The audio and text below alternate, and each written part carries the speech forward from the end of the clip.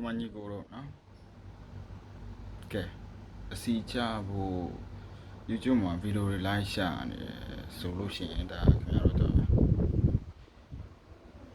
Okay ဝိတ်ချခြင်းအနုပညာလို့ပဲပြောဘလို့ပဲပြောဘလို့ပဲကောင်းတယ်ကျွန်တော်ကတော့လူဝင်တူရှင်အကောင်းဆုံးဖြစ်တဲ့နည်းလမ်းတစ်ခုကိုကြံပေးခြင်းတာပေါ့နော်ဝိတ်ချခြင်းလည်းဆိုလို့ရှိရင်ဥပမာခင်ဗျားတနေ့ကိုကယ်လိုရီ2000စားရမယ်ဆိုလို့ရှိရင်1500လောက် short စားလိုက်နေ့တိုင်း short စားလိုက်အဲ့ဒါဆိုရင်အစီကြတယ်အဲ့ဒါပိုကောင်းရင်လို့ရှိရင်ဂျင်သွားလိုက်လေ့ကျင့်ခန်းသွားလုပ်လိုက်အဲ့ထပ်ပိုကောင်းပါလိမ့်မယ်အဲ့ဒါဆိုမြန်ဆန်တဲ့ result ကိုခံရနိုင်မယ်နောက်တစ်ခုကကြတော့ဂျင်လည်း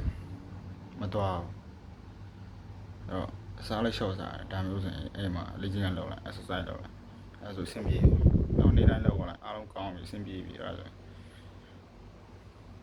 ဒါပဲအဲ့လောက်ပဲကျွန်တော်ဘာမှသိပြီးတော့မလုပ်အောင်အစားအသောက်လေးလာပေါ့ကိုစားတဲ့ protein အဆီဓာတ်ဒါမျိုးတွေ never လေးလာရပြီဘာမှကောင်းတဲ့ဟို stress ထည့်ပြီးတော့ဝေးချနေကြမလို့ဒါမျိုးတော့ရှောက်လောက်လာလို့ရှိရင်ခင်ဗျာ